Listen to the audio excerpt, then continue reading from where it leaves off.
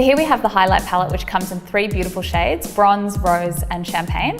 I'm just gonna go in with the contour brush and taking the bronze color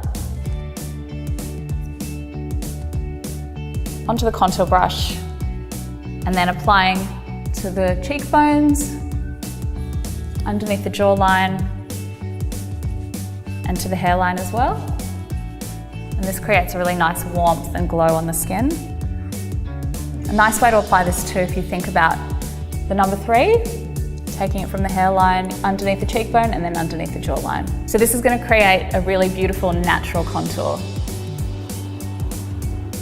I'm then going to take the rose colour using the angled blush brush and just apply to the apples of my cheeks. And this is going to give a really subtle pop of colour as well as highlight.